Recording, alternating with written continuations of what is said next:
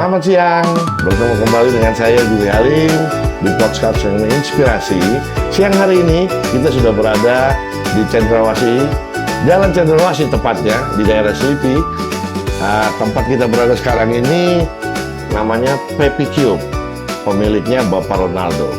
Seperti apa dari cinta, kepedulian menjadi sebuah bisnis, kita akan berbincang-bincang dengan ownernya langsung. Selamat siang, Pak Ronaldo. Selamat siang Pak Billy. Gimana kabarnya Pak? Baik. Sehat ya? Iya. Ini mukanya soalnya ceria hari ini ya. Oke, kita mau bincang-bincang sedikit nih Pak. Bagaimana tentang Papi Cube, awal-awalnya, pertumbuhannya sampai saat ini seperti apa? Ya, biar teman-teman kita yang di rumah tahu seperti itu. Oke, langsung saja saya mau bertanya nih Pak. Apa yang menginspirasi Pak Ronaldo sehingga membuat pet shop seperti ini? Awal-awalnya?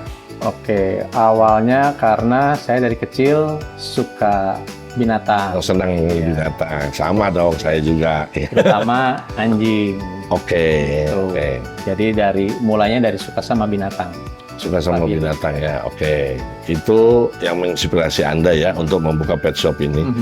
Nah, kemudian ide apa yang datang atau yang Pak Aldo tangkap sehingga berani untuk menjalankan bisnis ini nih? Atau untuk membuka bisnis seperti pet shop? Oke. Karena basicnya 15 tahun yang lalu saya ikut lomba anjing dog show. Awalnya ya. Iya. Di tempat latihan itu hanya tempat untuk latihan anjing aja, tapi tidak ada fasilitas untuk makanannya, vitaminnya, kebutuhan anjing ini untuk dog show.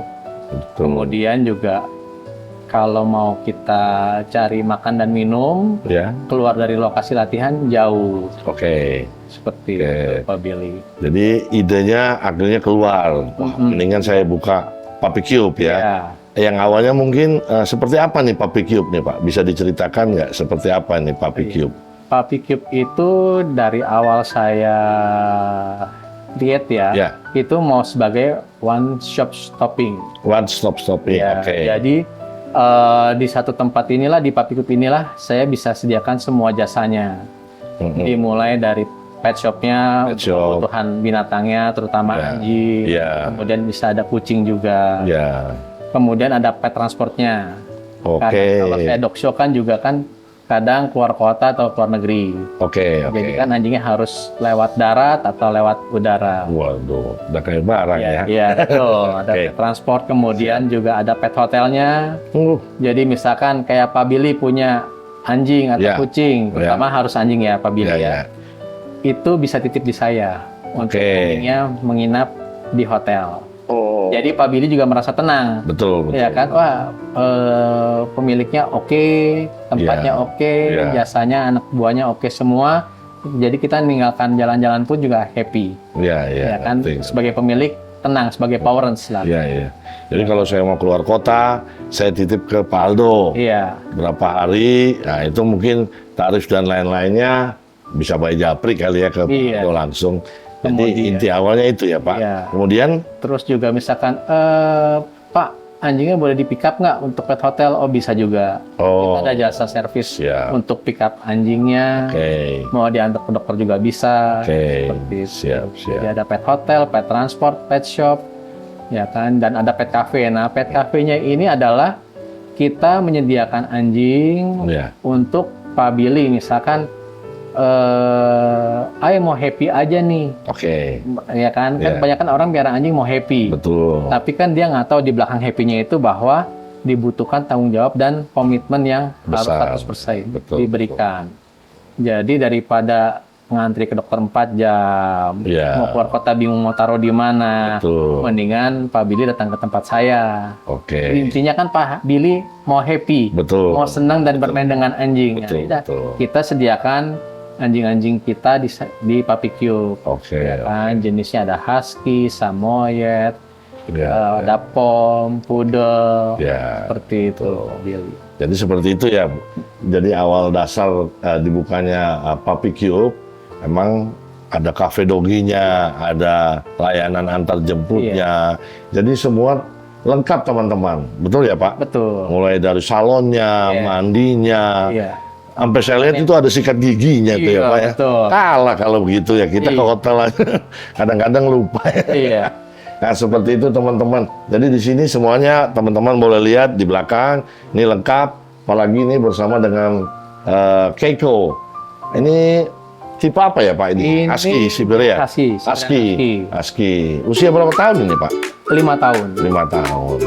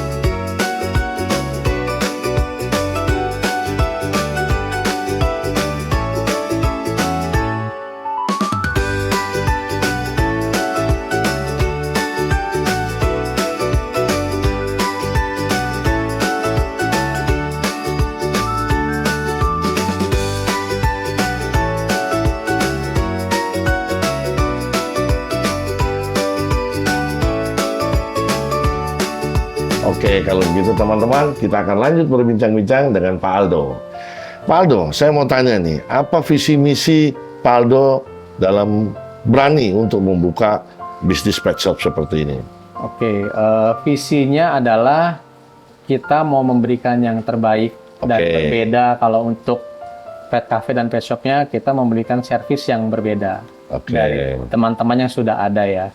Karena di sini kita melayani dengan hati. Nah, mantap. Karena bisnis itu kan harus dengan hati. Betul. Ya, kalau kita dengan hati kan berarti kita anggap semua Powerance punya piaraan itu sebagai anjing kita juga. Betul. Gitu. Dan apapun yang kita jual di pet shop ini juga itu yang sudah kita tes ke anjing kita sendiri. Siap.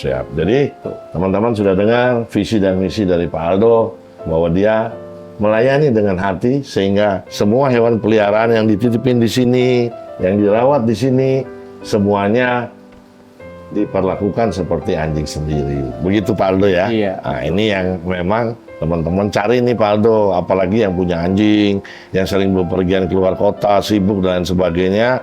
Nah, untuk yang sibuk nih Pak, oh di pick up ke rumah ya? Di pick up langsung, oke.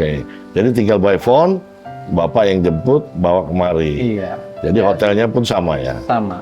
Servisnya kita ini, kalau tadi Pak Billy kan nanya, apa bedanya kan dengan pet shop lain? Jadi ya, sekalian promosi ya Pak Billy ya. Kita pernah diminta sama customer, tolong dong jemput anjing kita jam 10 malam, ya saya jemput. Oke. Mau jam 4 pagi pun juga saya sama. Full service berarti. Yang makan nggak bisa pun kita suapin. Sesuai requestnya si owner. Misalkan anjingnya harus minum obat, ya kita kasih minum obat sehari 3 kali. Ya kan, makannya nggak bisa harus disuapin, ya kita suapin. Gitu. Jadi kalau anjing sendiri pun kadang anjing kita di sini saya sudah training makan harus di bawah 1 menit.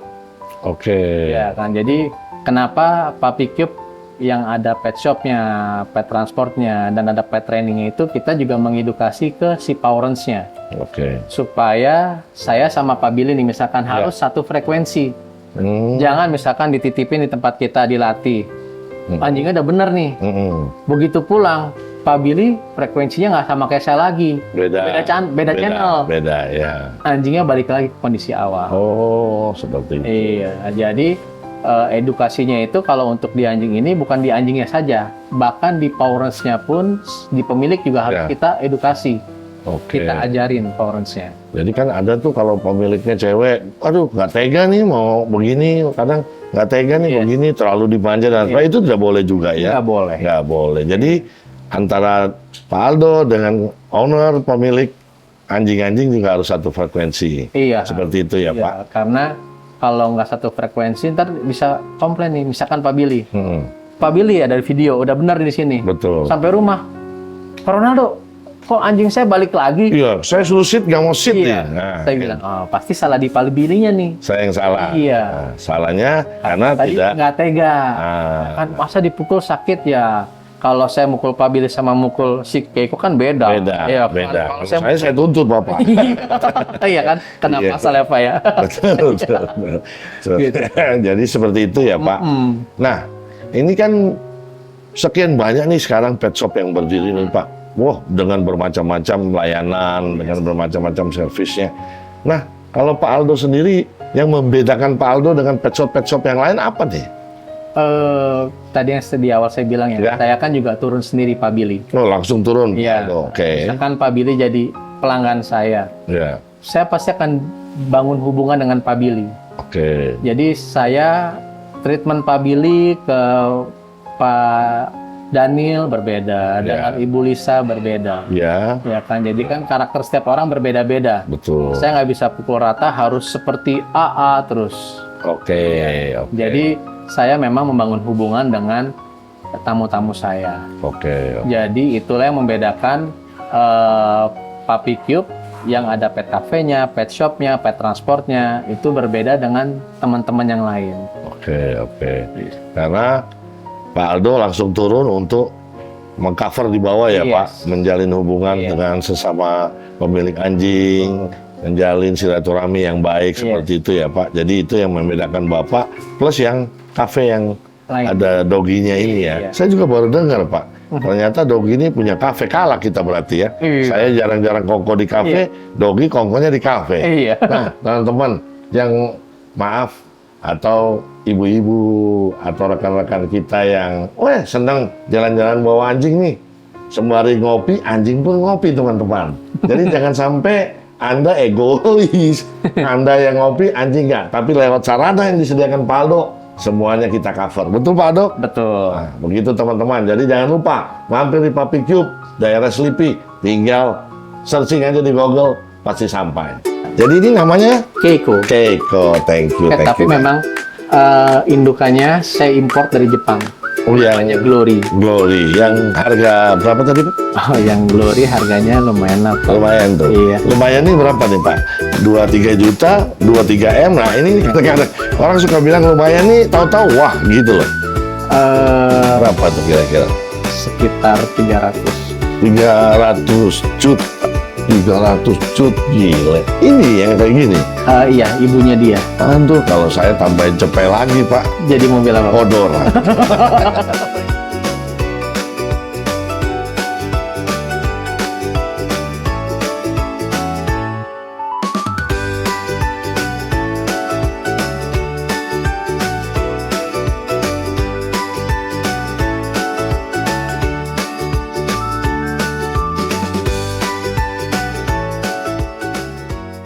Berikutnya kita akan teruskan perbincangan kita. Ada nggak Pak Aldo pengalaman Pak Aldo dengan binatang ini sehingga menginspirasi untuk membuka pet shops jadi bisnis seperti ini? Pengalaman Bapak dengan binatang, Pengalaman saya, pengalaman pribadi ya? pengalaman pribadi saya dengan binatang, basicnya karena saya suka binatang ya. Oke. Dari kecil saya piara anjing, Mm-mm. piara bebek, piara Oh bebek burung, juga. Oke. piara ikan cupang. Oke. Jadi karena memang saya basicnya suka binatang. Oh. Dan yang lebih mengenakan adalah kalau anjing ini kalau kita pulang bisa disambut. Oke, Dia dia tahu dan nyambut. ya Iya, kan? iya, iya. Kita peluk, Iya, dia iya. bisa ya kan, kita sedih pun dia bisa menghampiri kita Oke. untuk menghibur Ya. gitu, dan dia pun juga bisa manja. Iya, betul Pak, betul. Karena saya juga pernah punya koki dulu, namanya koki. Oh, namanya koki. Anjing packing, Ah. kecil orang anjingnya, ya Bulu jadi manja. seperti teman lah ya, Iya. jadi seperti teman. Jadi pada saat kita sedih pun anjing itu tahu. Betul. Seperti- Cuman karena ya dulu kita belum terlalu konsen, jadi ya seperti itulah Pak. Saya bertanya-tanya, Hmm, kan begitu banyak pet shop pasti tantangannya besar nih Pak, betul nggak? betul. Oh, saingannya banyak, apalagi kondisi ekonomi lagi begini nih. Nah, sekarang pertanyaannya, tantangan terbesar yang Pak Aldo hadapi pada saat membuka pet shop atau bisnis pet shop seperti ini, apa nih Pak? Biar teman-teman tahu nih. Tantangannya adalah karena tadi kan segmennya banyak ya Pak ya. Kalau untuk ngurus treatment anjingnya sih saya udah bisa dibilang katam. Oke. Ya kan, karena ada pet cafe-nya, nah kita urus restorannya tuh Pak. Betul. Yang masih harus, maaf, meraba-raba. Ya kan, menu apa yang cocok untuk anak-anak dan orang tua untuk makan. Oh, untuk kafenya. Kafenya. Oke. Dan kalau untuk groomingnya, karena saya basicnya main dog show itu udah lebih dari 7 tahun pada waktu mau bikin Puppy Cup ini. Jadi sudah tahu prosedurnya seperti harus apa untuk treatment anjingnya. Ya kan. Nah, yang belajarnya lagi adalah untuk mempelajari karakter dengan pelanggan. Karena kan karakter orang beda-beda seperti itu Pak. Jadi itu jadi tantangan ini ya. Iya. Bahwa karakter owner atau pemilik anjing itu salah satunya jadi tantangan. Betul. Nextnya restoran. Bagaimana menjaga menu dan lain sebagainya. Betul. Seperti itu ya Pak. Konsep Pak Aldo apa nih yang bisa membangun yang Anda prioritaskan dalam membangun bisnis pet shop seperti ini? Konsep dan prioritasnya seperti apa? Konsep dan prioritasnya adalah pertama, bisnisnya ini dengan hati. Satu itu konsepnya dengan hati ya. Hati, kemudian ya menjalin hubungan dengan customer. Jadi tahu kebutuhan dia apa sih, needs-nya sebagai Powerance untuk anjingnya ini. Karena untuk sebagian Powerance itu anjing ini bukan dianggap sebagai binatang, tapi bisa sebagai anak atau sebagai adik. Betul sekali. Ya, ada ikatan yang bisa terjalin sangat kuat. Betul. Seperti itu. Jadi konsepnya adalah saya ingin memberikan servis yang baik, servis yang baik kepada pelanggan sehingga anjingnya bisa terawat dengan baik, dan kemudian kita bisa berikan rekomendasi ke barang-barang apa saja yang memang bisa dipakai untuk anjingnya tersebut. Yang paling jadi prioritas ya adalah bisa memberikan edukasi yang baik untuk merawat anjing. Jadi kan banyak Powerance ya sekarang itu kan banyak Powerance orang yang menganggap anjing sebagai anaknya. Jadi saya prioritasnya adalah mengedukasi pemiliknya juga dan anjingnya agar anjingnya itu bisa terawat dengan baik. Betul. Jadi visi dan konsep dan prioritas yang Pak Aldo sebutkan barusan mengedukasi para parents ya. Parents-nya atau kita sebut dengan pemilik anjing, di mana mereka mengerti bahwa anjing ini tidak hanya sebagai binatang piaraan, tapi sebagai teman, sebagai apalagi tadi Pak? Anggota keluarga. Sebagai anggota keluarga. Jadi seperti itu ya Pak. Mengedukasi intinya itu. Menurut Pak Aldo, seberapa penting nih memahami psikologi daripada para pemilik hewan dalam Pak Aldo menjalankan bisnis seperti ini? Kalau dibilang penting ya sangat penting. Kan tadi saya bilang edukasi ya. Edukasi, siap. Memang setiap treatment karakter Powerance itu berbeda-beda. Kalau saya banyak yang bilang, oh lu kayaknya Raja Tega ya Dok. Oh iya, dia harus tahu, bosnya. Tapi kadang kan kayak Pak Billy nih, saya bilang, Pak Billy, treatment anjing Pak Billy ini harus seperti ini. Contoh. Misalkan, kalau anjingnya nakal, saya selalu ngajarin, pukul pakai sendal jepit. Pukul pakai sendal jepit ya. Pakai koran dipukul. Bukan pakiak berarti ya, sendal jepit. Iya, kalau pakiak terbocor. Itu satu. Jadi, kenapa kita harus pakai benda ketiga? Karena binatang itu, terutama anjing, bisa hafal. Kalau misalkan Pak Billy sering pukul pakai tangan, Pak Billy ngangkat tangan, disangka mau mukul. Tapi kalau Pak Billy pakai sendal jepit, begitu dia sendal jepit, aduh, gue mau dipukul nih. Jadi kita selamat. Sebagai pemilik, sebagai Powerance selamat. Dia nggak takut. Ya kan? Jadi kan anjing itu kadang ada yang trauma. Contohnya kalau anjing besar yang one man show yang galak, yang bulldog, greyhound, rottweiler, betul. Saya pernah piara. Misalkan saya pernah piara, saya pukulin, trauma. Saya kasih Pak Billy. Dia ingat sebelum dipukulin itu saya dulu garuk-garuk hidung. Dia ingat, Pak Billy garuk-garuk hidung. Di otak dia ada, bisa ingat. Iya, Wah, gue mau disikat nih sama dia. Iya. Sebelum disikat, gue sikat duluan, Pak Billy. Oh, begitu. Jadi anjing itu kan ada trauma. Jadi pertama ya karakter Powersnya itu saya harus tahu, sehingga saya bisa memberikan edukasi atau ilmu yang harusnya seperti ini loh untuk Pak Billy merawat si Koki. Oke.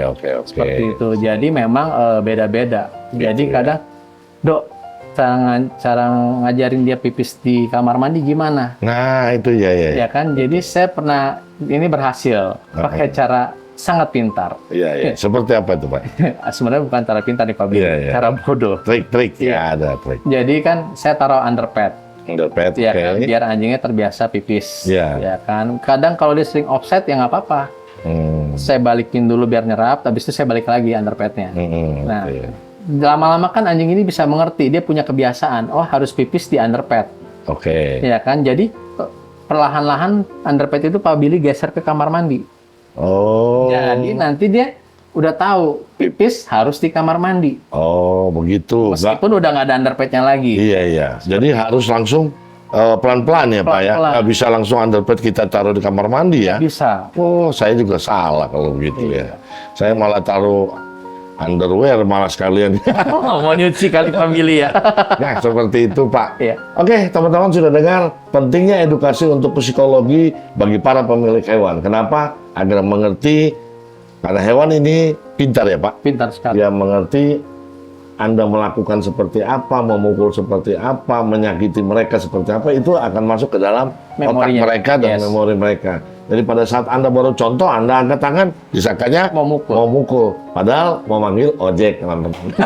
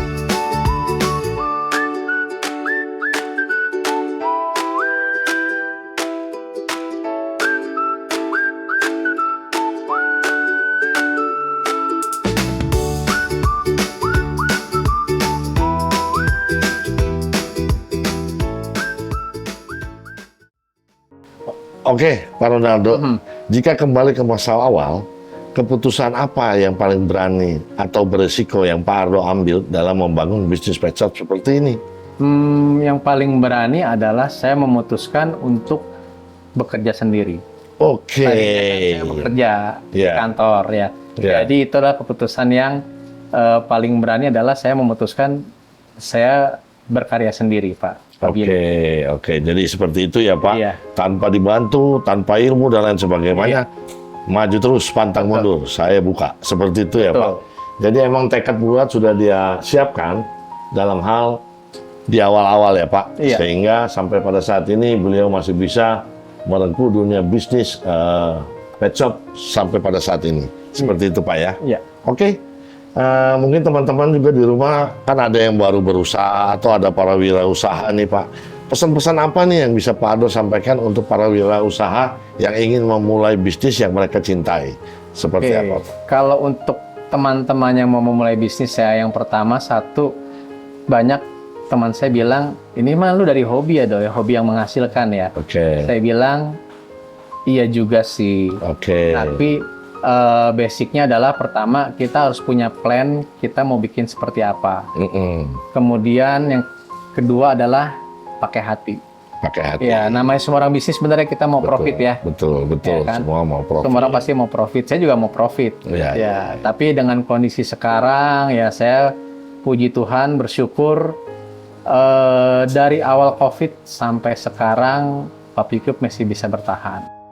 Pada awal COVID itu kan nggak ada yang mau datang. Ya. Makanya kita bisa survive karena kita ada pet shopnya, ada mobile groomingnya, ada pet hotelnya. Nah, itulah semua service. Jadi kalau teman-teman yang mau mulai bisnis, pertama tentukan dulu mau bikin rencananya apa. Ya. Kemudian harus dengan hati selain mau profit. Ya kan, yang ketiga harus tekun. Dan mungkin atau benar atau salah sih juga nggak tahu ya Pak Billy ya, tapi harus tekun. Ya harus tekun. Jadi ya makanya tadi Pak Billy kan nanya yang membedakan pet cafe, pet shop Papicube dengan yang lain apa ya? Karena saya sendiri pun sebagai owner saya turun.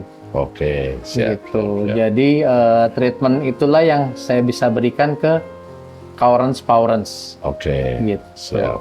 Nah, teman-teman sudah dengar yang baru mau mulai usaha, yang Anda perlukan tadi 3 saran dan masukan dari Pak Aldo. Yaitu yang pertama, harus tahu rencananya mau bikin bisnis apa. Harus tahu planning awal. Yang kedua, Pak? Yang kedua, harus melaksanakan dengan hati. Melaksanakan dengan sungguh-sungguh tentunya. Dari hati yang terdalam bahwa saya mau usaha ini, saya harus lakukan. Seperti itu teman-teman. Dan yang terakhir, tekun dan turun sendiri juga. Tekun dan langsung berpartisipasi langsung di dalam usaha Anda. Demikian pesan dan saran yang diberikan Pak Aldo untuk teman-teman yang mungkin punya wirausaha di rumah atau yang mungkin baru menjalankan usaha. Ya, ini saran yang Pak Aldo berikan buat teman. Semoga saran ini bisa menginspirasi teman-teman sehingga dalam berusaha nanti bisa tetap teguh dan yakin usahanya akan berhasil. Seperti itu teman-teman. Jadi sebagai sesama pecinta hewan, apa harapan Pak Aldo untuk masa depan pet shop yang ada sekarang ini dan kesejahteraan hewan-hewan yang dimiliki oleh para pelanggan khusus di sini ataupun di luaran sana? Seperti apa, Pak? Oke, kalau untuk harapan saya untuk Papicube dengan fasilitas yang ada pet transport, pet shop, itu tetap berjalan dengan baik. Karena yang saya sudah bilang, saya memberikan edukasi ke Powerance, ya kan, istilahnya memberikan ide cara merawat anjing yang baik dan benar seperti apa. Dan kalau komitmen dan tanggung jawab itu dipenuhi sama Powerance, otomatis peliharaan anjing-anjing mereka atau kucing mereka itu hidupnya pasti terjamin. Amin.